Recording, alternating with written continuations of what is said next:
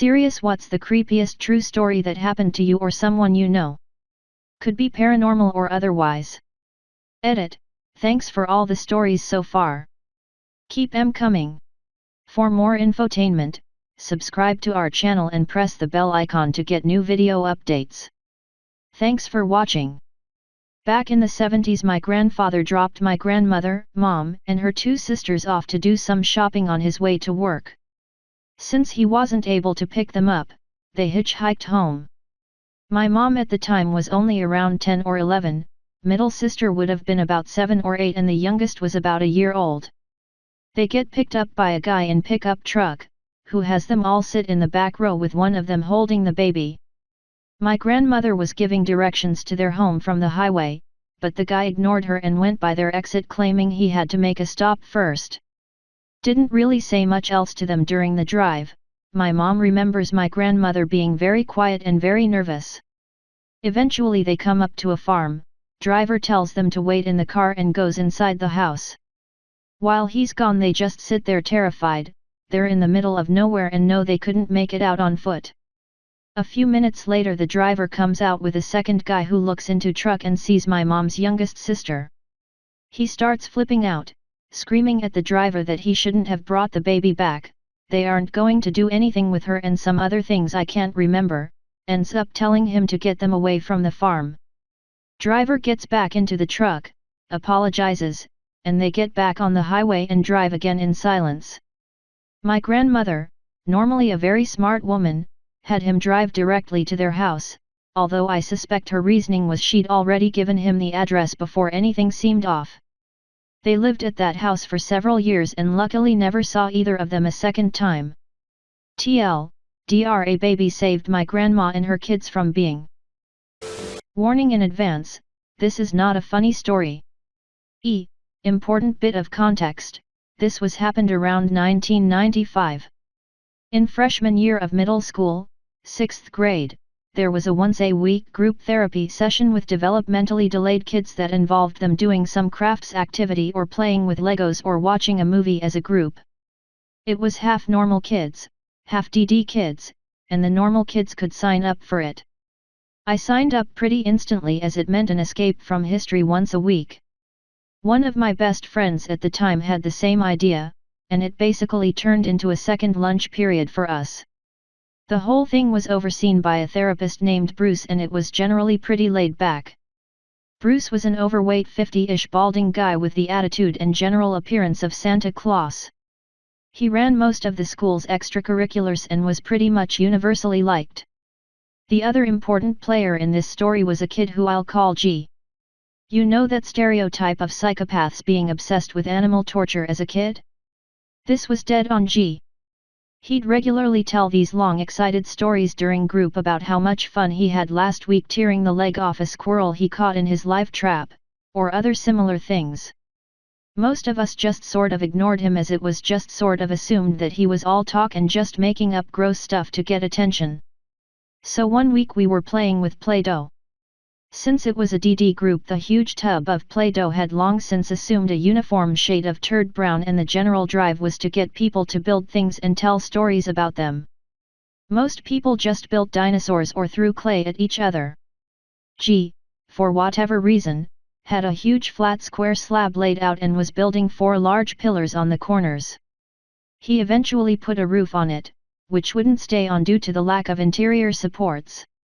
The normal kids would always leave a few minutes early as the group ran right into the start of the next period and we'd need time to get to class. I was no different, and walked out while Bruce and the DD kids were smashing Play-Doh, giggling and throwing chunks of turd dough back into the bin. I got to my next class and the teacher wasn't there. Nobody knew what was going on. About 10 minutes later she finally showed up looking frazzled and wouldn't give us any information other than something happened that needed staff attention. Being 6th graders, we went nuts with speculation. A few hours later I ran into the friend from group, who was visibly jumpy and disturbed. He wouldn't tell me why other than mentioning that therapy group was cancelled indefinitely. I kept prying for information and eventually got the story out of him. So during the cleanup the Play-Doh had to be compacted back into its tub. This involved lots of smashing Play-Doh sculptures, a bit that the DD kids greatly enjoyed to the point where they'd try to smash other people's stuff. GS house was one of the last things to go.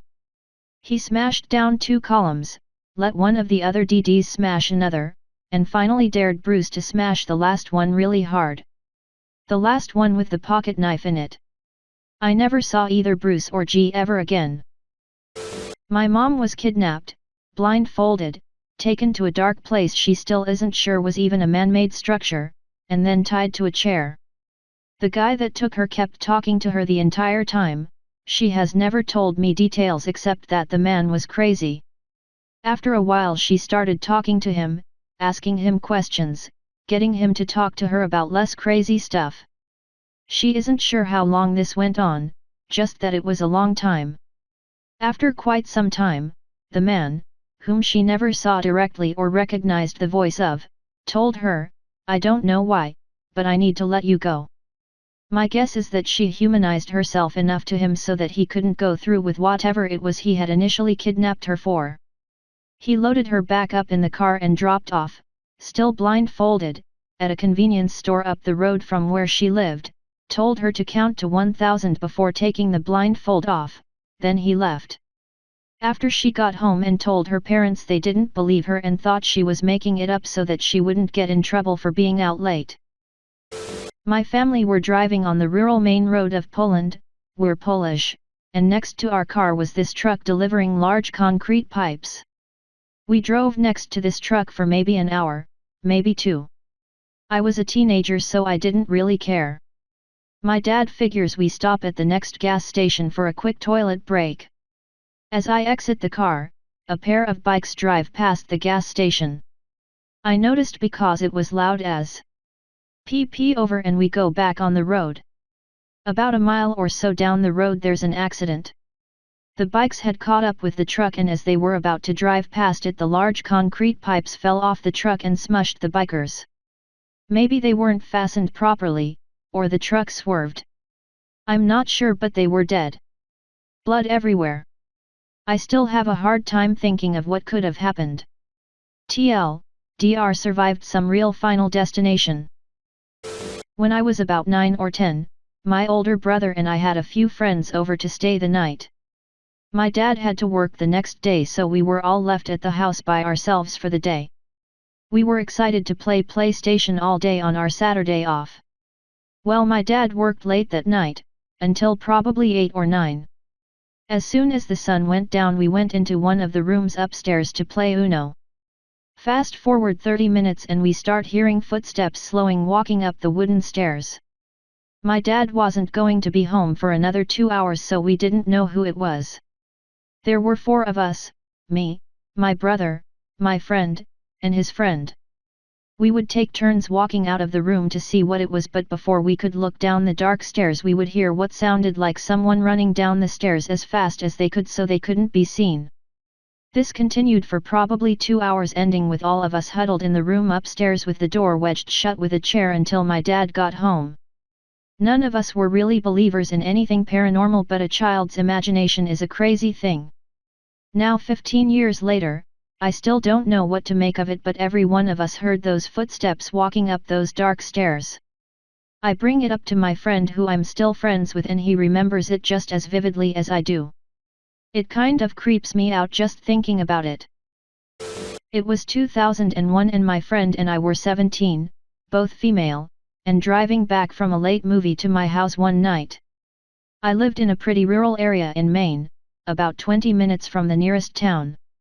As we were driving down the highway through the woods, we passed a median with a car sitting in it, facing in the oncoming direction, with all its lights off.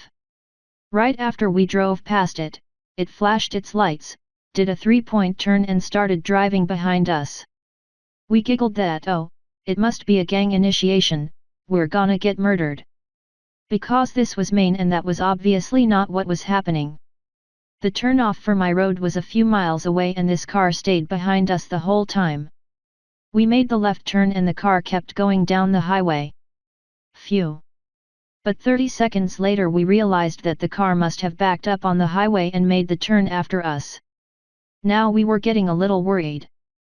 There was still one more road to turn down before we got to my house. This is way in the woods, and the car did the same thing, backed up and made the left after us. Now we were legit freaked. I had a long driveway and the car followed us right into the driveway and almost up to my house, which had all the lights on because my mom was home. We ran into my house, just in time to see the mystery car reverse back down the driveway and drive away. To this day we still have no idea why that car was following us, if they thought we were someone else or if they actually had bad intentions and only changed their mind when they saw that my house lights were on. Since we only ever saw the front of the car, we didn't get a license plate or a better description than a blue car. Edit. Lots of good advice about not going home if someone is following you.